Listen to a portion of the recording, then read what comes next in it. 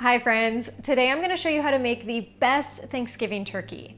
If you've never roasted a turkey before, trust me, it is easier than you think. This recipe is my no-fail, foolproof turkey recipe, and the good news is that you don't need to brine the turkey and you don't need to baste it. There's just a few simple steps to make a perfectly golden, juicy, and insanely flavorful turkey. I do have a bunch of tips in today's video, and I'm going to show you how to carve it, so let's dive right in. The biggest mistake that people make is buying a turkey the day before Thanksgiving, so don't do that. Remember that a big turkey is going to take a while to defrost in the fridge. It takes about 24 hours per 5 pounds of turkey to thaw properly. So I recommend you buy your turkey at least a week before Thanksgiving, store it in the freezer, then let it thaw in the fridge 2 to 4 days before the big feast. In terms of how big of a turkey to buy, the general rule of thumb is 1 pound of turkey per person, or 1.5 pounds if you want leftovers. And I think we all want leftovers, don't we? It's always better to have a little too much turkey than not enough as well. Today, I've got a turkey that's about 13.5 pounds, but the great thing about this recipe is that it's adaptable to most turkey sizes. You may just need a little more or less herb butter. The first thing you're going to want to do is remove the packet of giblets that you'll most often find in the neck cavity of the turkey. And if there's any excess skin around this area, you can trim that off. At the other end, in the large body cavity, you'll find the neck, so remove that and you can then trim off the tail. It's always best to double check both cavities of the turkey just to make sure you got everything out. And you can save the giblets and turkey neck for gravy, or you can discard them, it's up to you. The plastic thing you see is heat resistant and used for trussing the legs together, but since we're not trussing the legs for this recipe, you can remove it. When it comes to the equipment you'll need to roast a turkey, it's just 3 basic kitchen items: a sharp knife, a thermometer, and a roasting tray. You can buy an expensive roasting tray that comes with a rack, a mid-range priced roasting tray, or a cheapy disposable roasting tray. They all work perfectly fine. And while a rack is handy, it's definitely not required for today's recipe. In terms of a knife, I'm using an 8-inch carving knife, which I'll link to below, but if you have a chef's knife or really any other sharp knife, that's all you need. And lastly, let's talk thermometers. You can use a probe thermometer that you insert into the turkey and keep track of the temperature without opening the oven, or you can use an instant read thermometer, which I use most often in my kitchen, or you can use a leave-in meat thermometer. That's the most economical option. As long as you have something to tell the internal temperature of the turkey, you're good to go. All right, let's get to prepping and cooking our turkey. Once your turkey is thawed, let it rest at room temperature for an hour. While it's resting, you can slice up 1 onion and 1 lemon into wedges. Season the inside of the turkey with a generous amount of salt and pepper, then place the onion and lemon wedges inside the cavity. If your turkey is on the smaller side and you can't fit all of the onion, that's fine, as you can always place it on the roasting tray.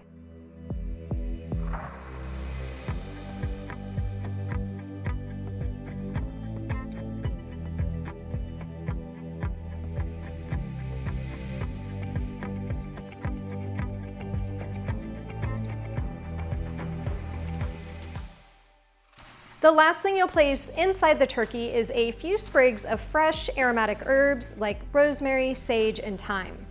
The herbs, along with the onion and lemon, give the meat flavor and moisture. You don't want to cook stuffing in the turkey, as overfilling the cavity of the turkey actually slows down the cook time, so always cook stuffing in a casserole dish instead. Now it's time to move on to the herb butter. You'll need 1 tablespoon of chopped rosemary, and I do recommend trying to make it finely chopped, and add that to 3/4 cup of softened room temperature butter. You'll also finely chop 1 tablespoon of thyme and add that to the butter, and then peel and mince 6 to 7 garlic cloves. Now, while I added sage inside the turkey, I prefer not to add it to the herb butter, as it's a strong flavor that can be a little overpowering sometimes. So I prefer to just stick with rosemary and thyme on the outside.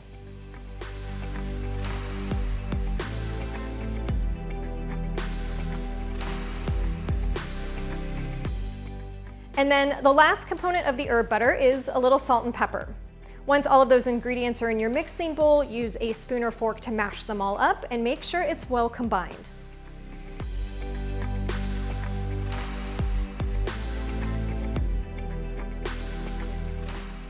At this point, your turkey might have little beads of moisture on the outside going from the fridge to room temperature, so it's really important that you use a few paper towels and dry it off. The key to beautifully golden and crispy skin is making sure it's completely dry before adding the herb butter. So to add the herb butter, you'll want to loosen the skin of the turkey by gently sliding your fingers underneath. Just go slow and take your time, and don't try to use any knives or spatulas or any other kitchen tools because you don't want to tear or puncture the skin. Your hands are some of the best kitchen tools around, so just keep at it until you've loosened the skin all the way up to the top of the breast. Take about 1/3 of the herb butter from the bowl and rub it under the skin. This helps to keep the breast meat, which is the naturally drier turkey meat, juicy and moist. And it's also the reason why you don't have to baste the turkey while it's cooking.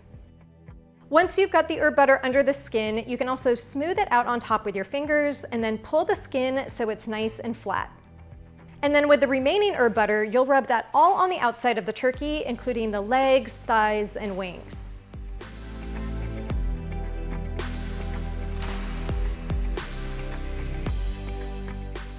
Preheat your oven to 325 degrees Fahrenheit, and we're not gonna start the oven hot and reduce the temperature like some other recipes. We're all about simple and foolproof today, so we'll keep it at 325 the entire time. The reason I said at the beginning that you didn't need a rack inside your roasting pan is because you can simply place your turkey on top of roughly chopped vegetables. This elevates the turkey just as a rack would, allowing air to circulate underneath, and it has the added bonus of flavoring your turkey drippings. All you have to do is peel and quarter 1 onion and chop up 3 carrots and 3 celery ribs. These are your basic mirepoix vegetables, which are often used for flavoring soups, stews, and sauces, or in our case, a turkey gravy. And I do have a separate recipe for a very tasty gluten-free turkey gravy on my website. No matter which roasting pan you're using, just place the vegetables in the pan and set your turkey on top. If you'd like to use a roasting rack, you can still do that. Just wiggle it around the vegetables until you can get it pressed flat. Then place your turkey on top and make sure your wing tips are tucked under. I do want to point out that we're not trussing the legs together either. While it looks pretty, the turkey actually cooks more evenly when air can circulate inside, so just leave the legs as they are. Place the turkey inside your oven, and if you're using a probe thermometer or meat thermometer, place that into the thickest part of the breast or thigh. If you're using an instant read thermometer, you'll start to take the temperature of the turkey when it's about 75% done. Roast the turkey for about 15 minutes per pound, which for me is about 3 hours and 15 minutes, or until the internal temperature is 158 to 160 degrees Fahrenheit. Remember that turkey will continue to cook once it's removed from the oven, and it will rise in temperature to a perfectly done 165 degrees Fahrenheit after it's rested. But if you leave it in the oven until it's 165, that's when you end up with dry meat. If you follow all of those steps, which are also available in print form on my website, you'll have a beautiful, perfectly golden, deliciously juicy and flavorful turkey. At this stage, the most important thing is to let the turkey rest for at least 30 minutes. This allows the meat to fully cook and the juices to redistribute within the meat. Now, in full disclosure, I failed at this step today because I was running out of daylight hours while filming, and I wanted to show you how to carve the turkey. So my turkey is far too hot still, which is why too much juice ended up on the cutting board. It's definitely not my best carving job today, but nonetheless, you'll see it all turns out in the end. So just remember that yours doesn't have to be perfect either. The first cut you'll make is through the skin to separate the leg and thigh from the body, and continue slicing through the meat until you reach the joint. Then pull back on the leg, splaying it flat on the cutting board, and push up on the joint from underneath. Once you see the joint, use your knife to cut around it and remove the leg and thigh completely. And repeat this process on the other side. To remove the breasts, slice down on either side of the breastbone using long strokes. As your knife hits the bottom, use your thumb to gently pull the breasts outward. If needed, you can slice horizontally at the bottom of the breast from the outside to help remove it. Then repeat this process on the other side and set both breasts aside.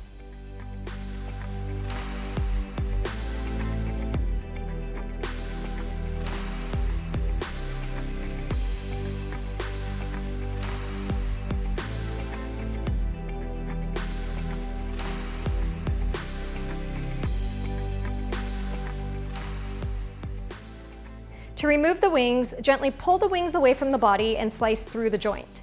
Then set these aside as well. Now that all of the meat is removed from the turkey, separate the drumstick from the thigh.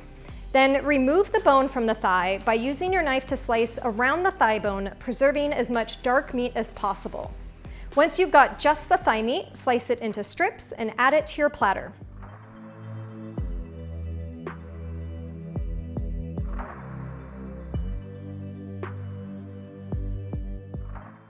Slice up the breasts into thin strips by cutting against the grain, and this is where a sharp knife comes in handy as it preserves a little bit of skin on each piece. And this is how you keep your guests happy. Once both breasts are sliced up, add them to your serving platter, and you can arrange them any way you like. There's really no right way to do it. It depends on the size of your platter and any extra garnishes like herbs, lemons, cranberries, or apples that you may have. So feel free to play around with the arrangement. I just try to make sure that the most golden pieces, like the breasts and drumsticks, take center stage.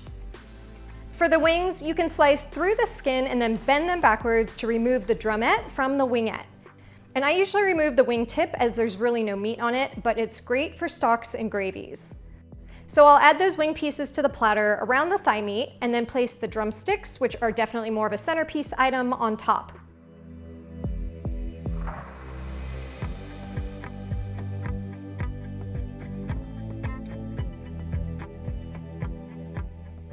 At this point, I'll fill in any gaps with garnishes, and today I'm just using a few lemon slices and leftover sprigs of rosemary and sage. And see, even though I was burning my hands with hot turkey and cutting far too fast, it still didn't turn out half bad. I do have step-by-step photos of how to carve a turkey on my website, and those might be easier to follow, so I'll leave the link for that below. I hope you guys enjoy this delicious turkey recipe. And as Thanksgiving is a day of gratitude, I just want to say how thankful I am for all of the videos of mine that you watch and all of the recipes that you make. I always love seeing them on social media, but I hope that you have a very delicious, happy, fun-filled Thanksgiving and a safe Thanksgiving. And I will see you guys again in a couple of weeks.